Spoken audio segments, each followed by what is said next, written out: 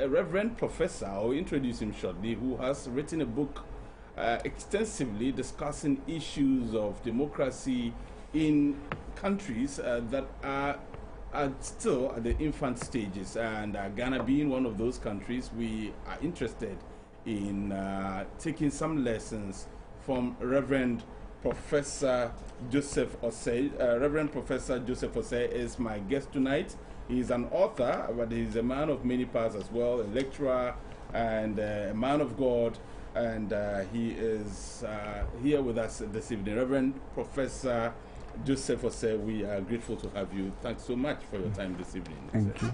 Well, so I do know that you do not reside in the country.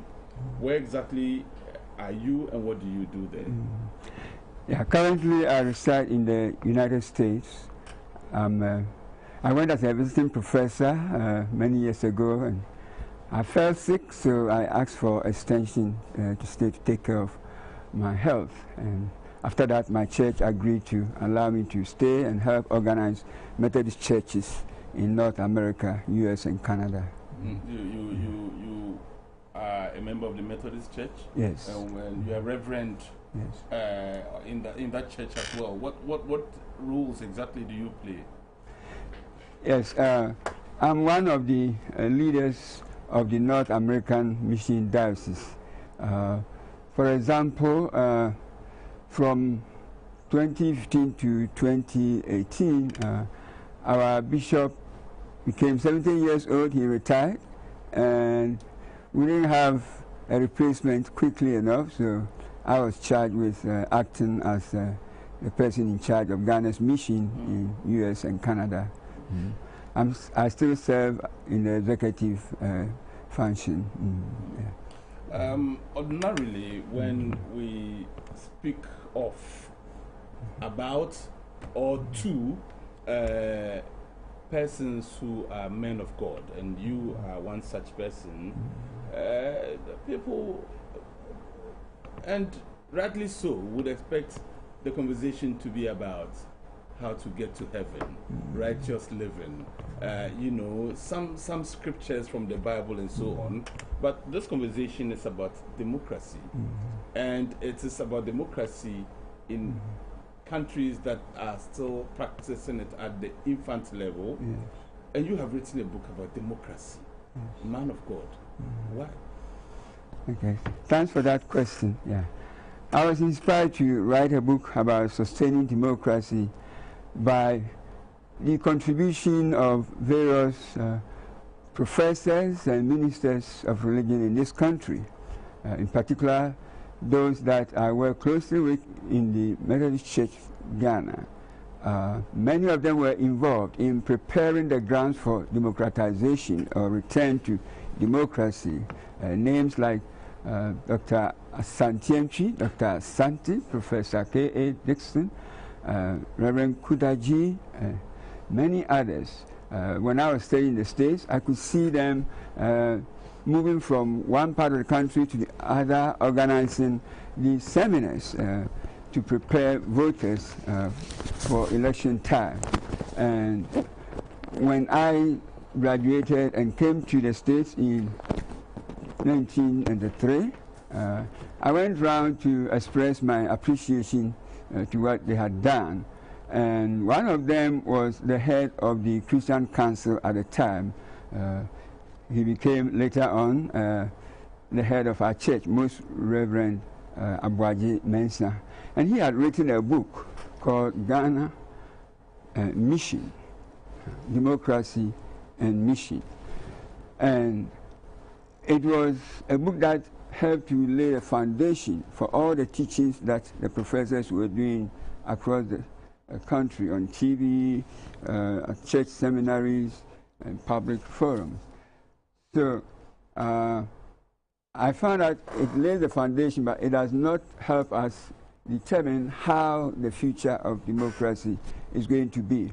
So I assured him that I'm going to write a sequel to your book.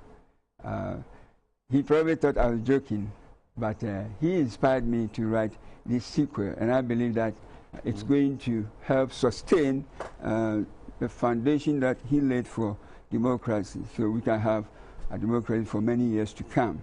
And having a democracy is not just good for citizens, it's also good for the church, because the church needs peace in order to function. If our members are oppressed, if our members live in abject poverty, if our members are under some kind of political instability, church growth cannot happen, and we will all be miserable for that. Yeah. I'll come back to the issue of why you chose to focus on democracy. Of course, you've told us about the angle of peace and the fact that even the church needs to survive in a peaceful environment. But on the more religious issues that connect with democracy also, we'll come to that. But again, when you talk about emergent democracies, exactly what are you referring to? Who are you referring to? Which countries are you referring to? Yeah, I'm referring to the democracies that sprang up in the late 1980s and 90s. Political scientists call it the greening of the political field. We had so many democracies emerging in Latin America, in Africa, Southeast Asia. It was, in a sense, re-democratization, because many of these countries were democratic before the military, intervened and established dictatorships. But because of IMF and other institutions, pressure was put on these countries to force them to democratize. So several of these institutions turned over, including our own government, and they became democratic. But now the challenge is, how do we sustain this? How do we make sure that these democracies don't go back? We don't have another coup, we don't have another military intervention that sets us back. And that's my concern. So they are emergent in the sense that they are now coming into the political scene. They are new and vulnerable, and we have to handle them with care. Yeah. The other natural question will be, why should these countries you have mentioned even practice democracy to start with, if indeed they had started that process of democratization? It got truncated at a point through coup d'etats and other factors. What it then maybe suggests is that democracy may probably not be the best system of governance for these countries in Southeast Asia, in Africa, especially in Western Africa, in North Africa, and we also know about, in fact, in the entire continent of Africa. It's happened in South Africa, it's happened in East Africa, it's happened in West Africa. We've seen coup d'etats. In the last decade, we've spoken about the Arab Spring, which happened especially in North Africa. Democracy probably isn't meant for countries in these parts of the world. Yeah, thank you for that. I deal with those skeptical approaches in the book. By looking at the nature of the human being, you could say that there is no system of government that is more consistent with our nature than democracy, because the human being has the desire to be free. When you put a human being in prison, you do anything and everything to get out. When you put a human being under an oppressed form of government, he will do anything and everything to get out. And that's because, theologically speaking, humans have been created in God's image, which means that we have inherent dignity. We have this freedom given to us not by government, but by the Creator. And we are endowed with what Americans call the inalienable rights: life, liberty, pursuit of happiness, and so our nature is to be free. And there's no form of government that promotes the kind of freedom we are talking about. Is God democratic? You're a reverend. God does not appear to be democratic or to be promoting democratic principles, even in the Bible and so on. I'm a jealous God. Do as I say. Yeah. If you don't do as I say, you get punished, and you'll be condemned to hell. Yeah.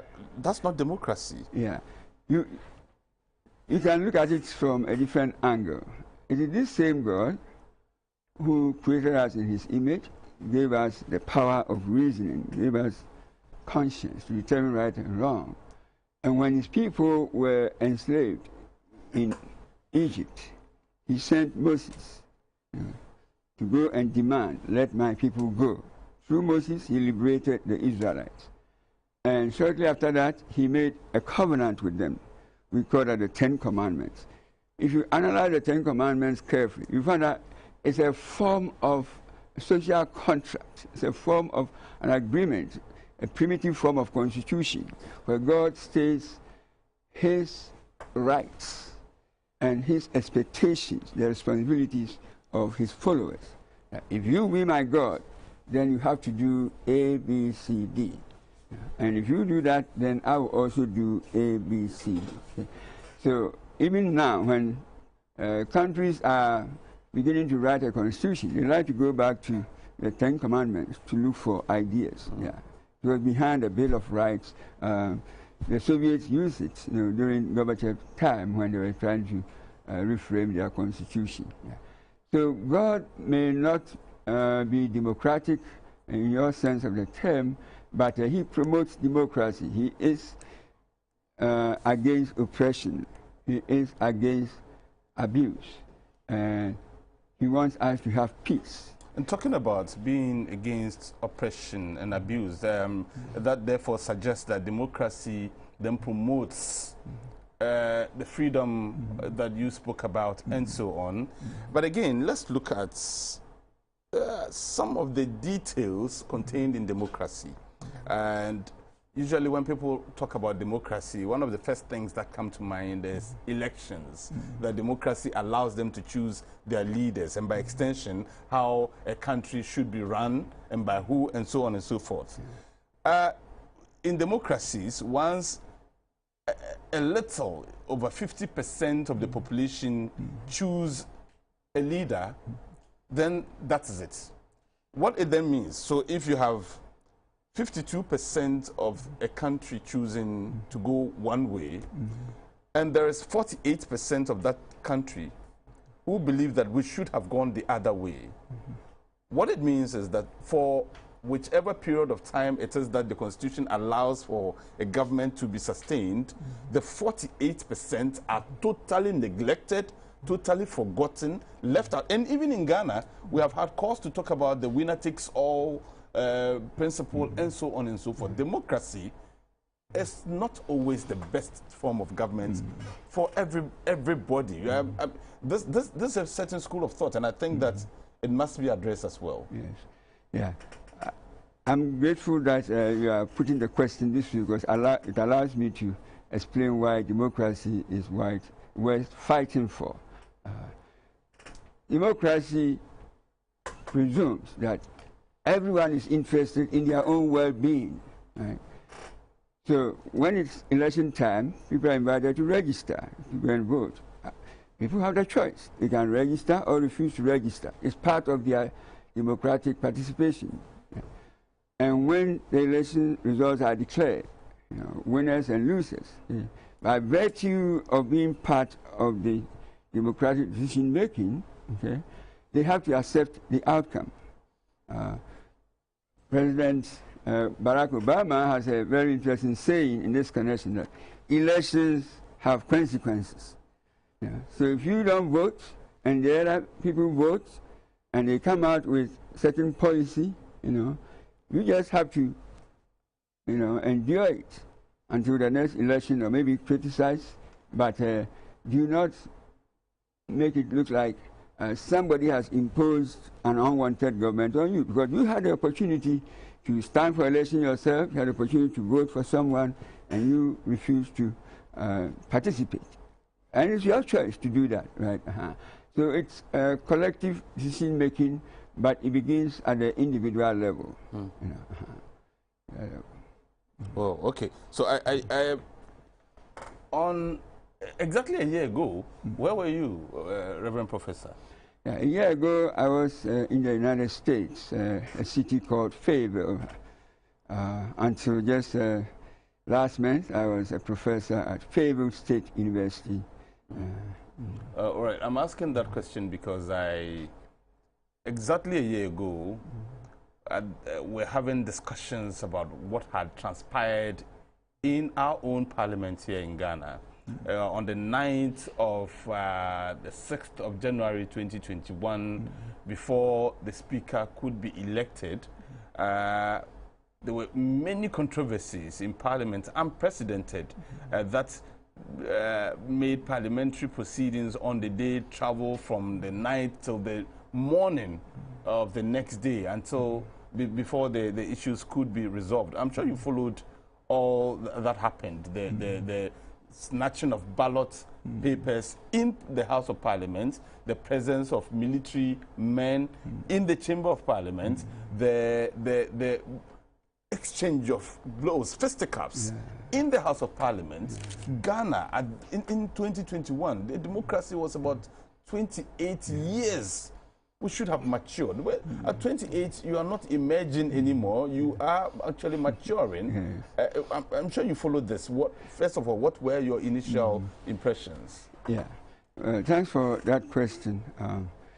It is disheartening, it is disappointing to see adults behaving, speaking to say, like school children. But imagine this was not in a democracy, but in a dictatorship or a military regime. Could have been much, much, much worse. But because there are checks and balances within democracy, we are able to handle these situations and move on to the next step. We are human, and the institutions are run by human beings, so we don't expect them to be perfect. But of all the human political institutions, history has shown that democracy offers the best hope for mankind. Because we yearn for freedom, we yearn for justice, and free and fair elections, smooth transition of power from one government to the other, and political philosophers like Karl Popper would say that is the excellence of democracy, the excellence, the virtue of democracy, is above all else. This ability to organize elections so that people whose attempted solutions to society's problems have failed are replaced in a rational manner, in a non-violent manner, by those who are capable. So there are these checks and balances. If they don't perform to our expectation, we have the right to criticize them while they are in power. In fact, we even have the right to recall some of these MPs or executives while they are still in power. And at the end of the day, their 2-year or 4-year will come, and then we vote them out. But imagine this were not happening in a democracy. People may have drawn swords or brought guns to resolve the issue. And remember, it's not only Ghana. These things happen from time to time. In recent years, we have at least 13 examples of parliamentarians fighting each other, including India, Japan, and Jordan. And don't forget what happened last year in the U.S., January 6th. It's far worse than any of these things we are talking about. It was literally an insurrection against the incoming government. And many people died. But as I said earlier, the democratic system was able to withstand that kind of pressure.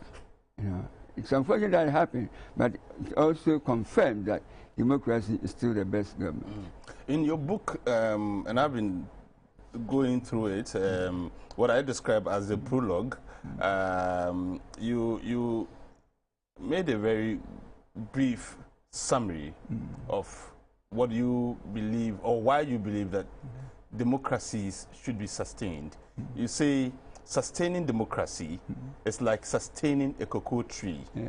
You must first identify the obstacles, such as viruses and weeds that threaten growth, and eliminate them by the best methods available. Yes.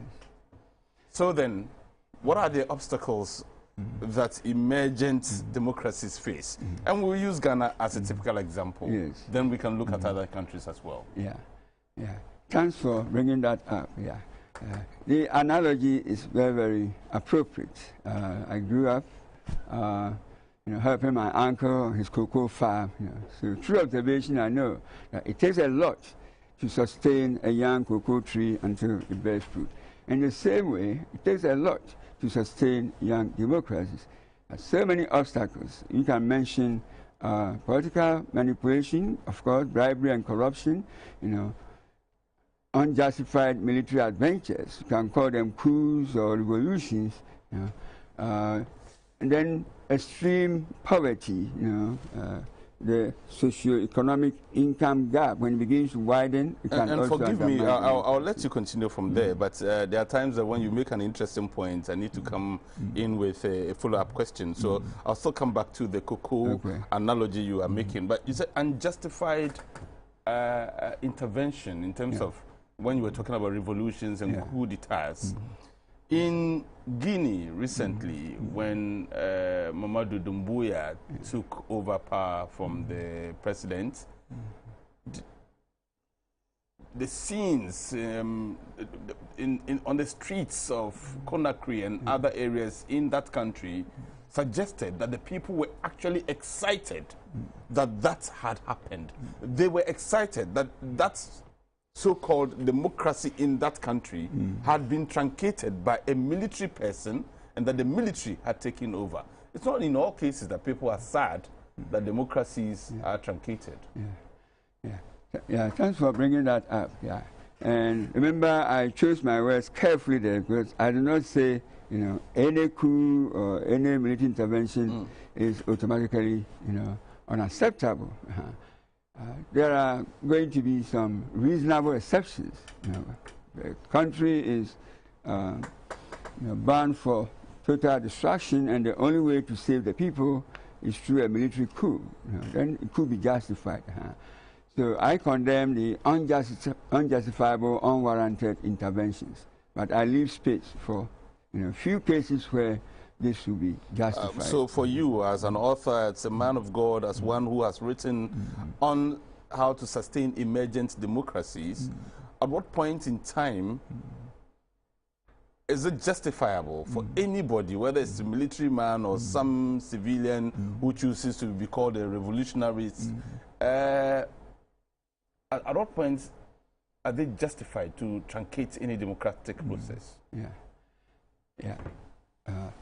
It is possible, but hopefully very, very rare.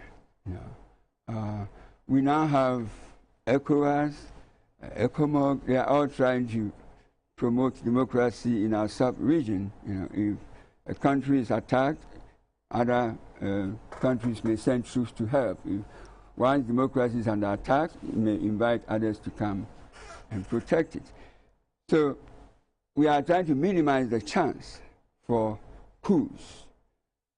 And democracy has a way of reforming itself, right? At least every 4 years there's election, the constitution itself can be amended and so on. But if there comes to a time when someone wants to turn the country into a one-man dictatorship, he abolishes all the other political parties, and it's just one party state, as happened some time ago under Dr. Nkrumah. And outside intervention is not viable, and the people are crying for help. Then just like God sent Moses, let my people go. It could be a military leader, it could be a civilian, but there may be a time when it is necessary to remove that kind of person. So I don't rule out military intervention completely, but I pray that becomes just a last resort when there's no other way of changing the government. Let's return to the analogy of the cocoa and identifying viruses and dealing with those viruses, and relate that to what you call dealing with the obstacles in emergent democracies. Yeah. The obstacles, as mentioned earlier, include political manipulation, which include of course, bribery and corruption. It includes unwarranted military interventions. It includes extreme poverty. It includes things like overdependence on other countries, and many things of the sort. I'm not sure whether I've mentioned religious extremism, but that's another problem we have to deal with. Okay, so again, I know we've spoken about what it is that suits other countries and so on in terms of how they are governed, but Africa, we have our chieftaincy system. I mean, most part of Africa. Should we return to that instead of taking in hook, line, and sinker this Western-style democracy, which perhaps isn't working so well, which perhaps is what has led to the many truncations along the way, which perhaps accounts for our delayed progress in terms of development and so on? Should we go back, or should we discard the chieftaincy institution totally and wholly embrace what you call democracy? Yeah.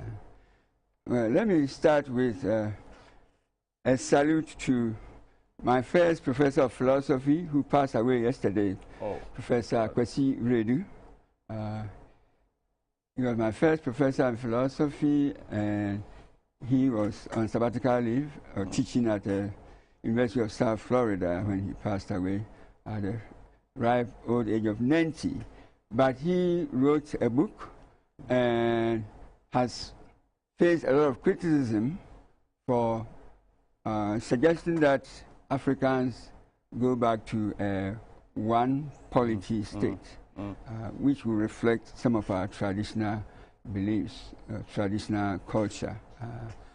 Yeah, much as I admire his interest in applying, his theory to the practical issues of politics, I think it is not a good idea, because our traditional institutions are no longer what they used to be. We have a democracy. What do you do in order to have the traditional form of government? Do we have to demolish our modern democratic institutions? Do we have to remove the Supreme Court and the justices? Also, he's talking about arriving at solutions through consensus. And you and I know that it takes a very long time for even 20 people to arrive at a consensus. If in the village the chief says, unless we all agree on this, we are not going to buy books for school children. And even one person refuses, that means they won't have the consensus. In principle, you could have consensus, but is it realistic to expect that in a modern state like Ghana, we would rule by consensus? Just imagine what goes on in Parliament. When are you going to get even 90% of the people to agree? Right? You don't have a dominant majority. The elections are usually around 50, 54, and so. So we don't have a dominant majority. Therefore, consensus is a far-fetched policy to think of. Yeah. You talk about political manipulation as being one of the obstacles. What is that? Yeah, political manipulation can best be understood by looking at commercial manipulation, religious manipulation. A product like this may be good for your health, but because someone wants to exploit you, he may tell you that if you drink this, it will cure all your illnesses. This one medicine will do this. They are complete lies. And yet, they continue to do it because they want what? Your money. So lying about your product or services in order to sell to an unsuspecting person is commercial manipulation. As a clergy myself, I know that there are some ministers who take undue advantage of their church members. buy this water, pay this, and everything of yours will be fine. You know? They do, and they remain poor. So there's religious manipulation. And when it comes to politics, we have politicians who are lying to their teeth. They tell you, when you vote for me, I'm going to do this, and that, knowing very well that it's not even feasible. What they are talking about is not possible. And yet by saying such things, they arouse your emotions and exploit it, make you believe that they are the Messiah coming to save you. So lying is one aspect of it, deception is another. And then it comes in the form of a threat. Unless you do this, then you won't have that. You know. That is putting fear in people. And all those are subtle ways of manipulating people. You know. I won't mention any specific names, but there have been examples in Ghana where a politician would supply salt, sugar, toilet roll to villagers, and say, hey, vote for me. And then later on, they will say, well, if you took salt from this person, if you took sugar from this person, and you don't vote for this candidate, the river god called Antoine or some other is going to kill you. And he knows that people in that area are literally afraid of such river gods. They are literally vulnerable to that kind of exploitation. And so they are going to vote whether they like this candidate or not. On the other hand, Reverend Professor, the politicians may also react and say, look, we also get manipulated by the people to the extent that, using the same scenario you have given, you go to that same village and then you announce to the people that, look, I do not have salt or sugar or bags of rice to give you, but I assure you, if you vote for me, I will try to make life better for you. Then the next politician comes and he has bags of rice, he has salt, he has sugar, and he says, look, if you vote for me, I'm going to turn this village into a little heaven for you. Everybody will pay attention to the one with the sugar, and not the one who came to speak the truth. Yeah, I think it falls in the same line. As long as the promises are not sincere, the promises are unrealistic, and your intention is just to get their votes. But I'm saying that when people go to speak the truth, the people don't listen. The people listen to those who come with things in their hands. There are some places, and even in the last election, as a reporter, we came across situations where some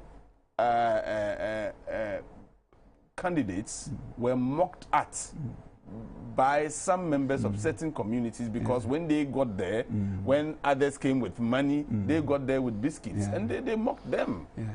Yeah, unfortunately, we should not justify our negative action because somebody has done a negative thing. Two wrongs don't make a right. So if candidate A told lies and won election, does not justify candidate B also telling lies to get votes. We should all aim at our truth. Honest, these are fundamental principles for a democracy to succeed. Reverend Professor Joseph Osei, I have the book here. The book says, the title is The Challenge of Sustaining Emergent Democracies. And this is where my interest is. Insights for religious intellectuals, political leaders, students and leaders of civil society. Insights for religious intellectuals. What role do religious intellectuals have to play in democracies? Yeah, thank you for that. Yeah, I'm looking at this intersection between religion and politics, which is very interesting in this country. For many, many years, the Christian Council, together with many other religious organizations, have sought to maintain peace and stability in this country. When we're agitating for independence, these Christian organizations helped to argue that, look, our church members are able to run their own church programs. They have church constitution, they know how to apply them, so they can handle independence. And when Nkrumah became a dictator, they fought on the side of the ordinary people. And again, when the military took over for many years, we had some of these ministers risking their lives to fight for Ghana to return to democracy.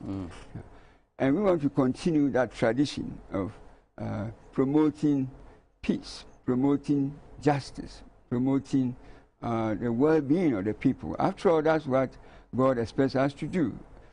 Many of the Old Testament prophets, think about Amos, Isaiah, Ezekiel, they all went in public spaces asking for justice, for release for the oppressed.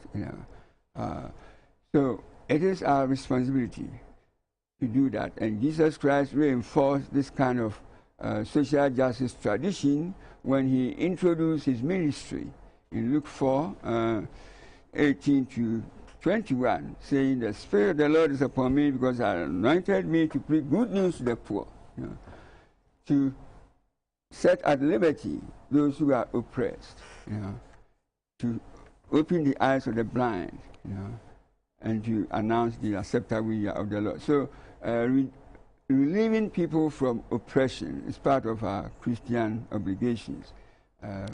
Showing love and compassion, caring for each other. And one of my favorite philosophers has said that you cannot have a democracy without a certain set of moral principles, certain set of moral ideas, such as justice, truth, honesty, care and concern, compassion for the other person. Once we have this laid, it becomes easier to run the democracy. And I'm calling on my fellow religious people, not just Christians, but Muslims also. The book is dedicated to one of, among the people who receive it is one of my friends, Dr. Ahmed Abdullahi. He was not just a colleague at Ohio University, but a personal friend, and also a colleague at the University of Ghana. He died a few years ago. But he and I had this vision in common to make sure that we use Christianity and Islam as part of the foundation and the guide for promoting democracy and sustaining it in Ghana. We had so many conferences in which he participated, to plead with his people, to bring their grievances for discussion, instead of getting up and fighting. Are you suggesting that religious leaders should go into politics the way we know that politics is? It's the MPP and the NDC politics. Is that what you are suggesting? I do. I do encourage Christians, Muslims, spiritually, decent people to get into politics. Because remember... Okay, so I'll come to that, but I'm referring to the leaders, because like yourself, you are a leader within the Methodist Church. You've mentioned others who are Muslims, who are also leaders. Should these leaders step up and say, look, I am a man of God, I'm a religious leader, but I'm also standing as a candidate to be elected as MP and so on? Oh, you mean those who are already ordained, like Malams? Yeah, before we even come to righteous people among the flock. Yeah, well, that should be a last resort. We should be involved in what I call moral foundation laying, training the youth, to become morally aware and virtuous people. Those with leadership qualities should be trained, so one day they can become leaders. And the church or the mosque should also guide those who are already in politics, debating with them, making good suggestions to help them. Right? But when it's absolutely necessary that an ordained minister gets in, like Aristide did some time ago, that can be justifiable. But where there are so many alternatives to, the minister, then the minister should sit back and be like the conscience of the nation, or a shepherd, watching over his people, and a watchman warning them about what is going wrong in politics and so on. Yes. Chapter 6 of the book is one of the chapters that I am very interested in. It's democracy, cause or cure for ethnic conflicts. Democracy has its own, inherent strengths and weaknesses. One of the weaknesses is that because there is so much emphasis on autonomy or freedom, right? You can have a small state, like, let's say, Greater Accra. It comprises of several, small Gan Adambe, groups. But if one segment say, well, we want to have our own region, we want to have our own district capital, we want to have, then Accra is going to be split into maybe 4 or 5, and that can be destructive. And democracy cannot fight it very well, because it's the same democracy that is saying everyone should have what? A choice. Everyone should have their autonomy, right? So if you don't handle some of the basic elements well, they can get out of hand. And of course, you know about bureaucracy, red tapeism can also undermine democracy. Another philosopher calls one of them the disease of democracy. Right? You know this guy, he's from your town, you campaign for him, you vote for him. The moment he steps into Accra, he forgets about you, forgets about his hometown, begins to do what he wants. So it's like you've lost this person that you sent to represent you, and there's no serious way of getting back to him. We have the recall, but that's a very long process. So tell me, when was this book published, and how available is it to the many people who may want to access it, read it, and benefit from the knowledge that you have so extensively shared in this book? An earlier version came out in 2009, but this one has been updated, and it came out 2020. Because of the COVID, we couldn't launch it, but we launched it earlier. I mean, just towards Christmas. It's available the university bookstore. My daughter has a small shop in Medina, the Goil Station. Gina Specs, she sells some there. And we have some also at the Medina, I think Goil Station, there's a small shop there also. But it's going to be online very soon. Right. It'll be online. And some bookstores have also asked for us to send them there. And they're selling for how much? At the moment, it's selling for $60. Oh, forgive me, 60 Ghana cedis. Oh, that's cheap. Given the fact that it contains so much, and it helps to preserve first part of Ghana's history, but also projects the future, and the things that we should do in the present so as to secure our democracy for the future. Reverend Professor Joseph Osei, thank you so much for your time this evening. And I sitting here, I've taken inspiration from people like you, and I also came up with a book.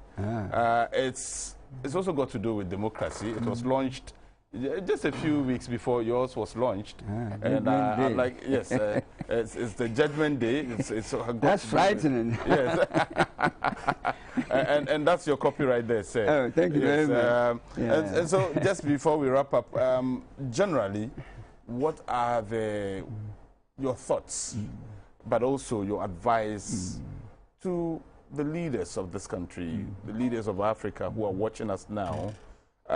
What is it that they must all do to sustain this democracy? We've spoken about what happened early January last year. But again, late December last year, similar scenes, fisticuffs, MPs, honorable men in the House of Parliament fighting each other, throwing those and insulting each other, literally dishonoring themselves at some point. That wasn't too good for our democracy. Any words to our leaders? Yes, I think we should all remind ourselves of what it has taken to get us this far as a nation. While in school, I used to love this, our patriotic song, Yenyara Yasasini. This is our own land. It is so precious to us. Right? Remember the bloodshed, remember the sacrifices that our forefathers had to endure to have it for us.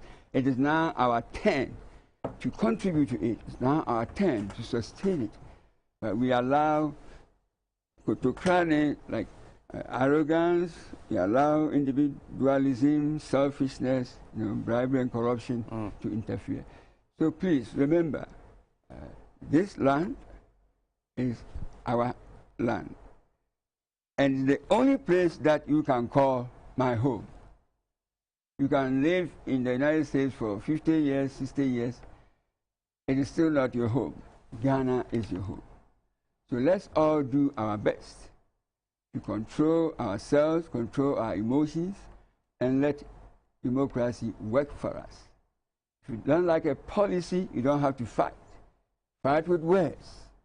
When the Athenians started democracy, that's one of the virtues. They said that, hey, in a democracy, one person can bring an idea, but it's up to all of us to discuss it. Take time to discuss, civil discourse, like we are having, conversation. After that, you vote, right? The majority may win, one time you may lose. Right? But let the Constitution be our guide and allow the voters to determine what should happen next. Right? So that's my advice. Well, thank you so much, and we're grateful that you made time. We've been having a conversation with Reverend Professor Joseph Osei. He is an author, and he has written this book, The Challenge of Sustaining Emergent Democracies, and that's what our conversation has been on. And he says it's available. It's relatively cheap, 60 Ghana cedis, and so you can get one for yourself and read all about the emerging democracies and what can be done to sustain these democracies. Thank you very much. We'll be back here tomorrow with another edition of the show. Until then, have a very good night. Bye-bye.